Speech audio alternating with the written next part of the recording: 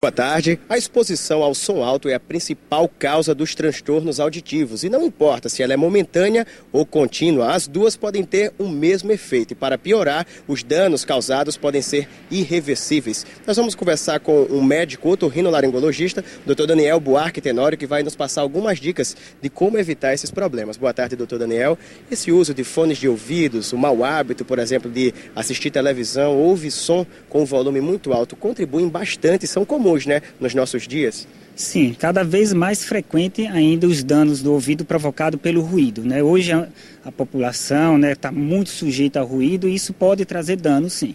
Dependendo da intensidade, do nível de exposição, a frequência da exposição, isso pode trazer danos, tanto os auditivos como danos não auditivos para a pessoa exposta ao ruído. É sabido que 85 decibéis é o limite ali para o ouvido humano, é aquilo que é tolerável, mas isso só é perceptível com o uso de um aparelho, um decibelímetro. E como é que a gente pode perceber no dia a dia qual é o limite, por exemplo, usando fone de ouvido?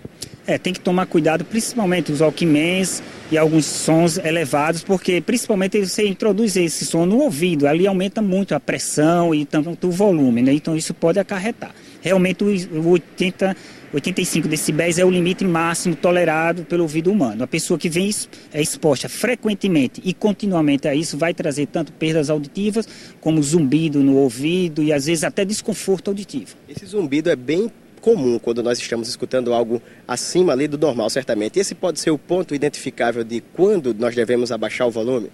Na verdade, a perda auditiva provocada pelo ruído, às vezes é uma perda imperceptível. A pessoa vai perdendo ao longo do tempo, ao longo dos anos, uma perda leve, chegando às vezes até moderada a severa.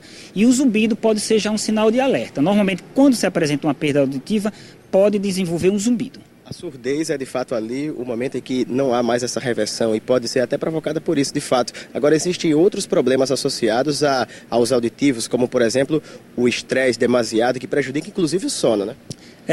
A perda auditiva ela é irreversível normalmente. Agora os sintomas não auditivos, aí como você falou bem, desencadeado pelo estresse, aquela exposição frequente ao ruído, isso vai desencadear em cada indivíduo seletivamente, desencadear sintomas de estresse, levando a insônia, às vezes irritabilidade, alterações hormonais, alterações cardiovasculares, isso tudo decorrente do estresse provocado pela exposição contínua ao ruído. De quanto em quanto tempo eu devo procurar um especialista?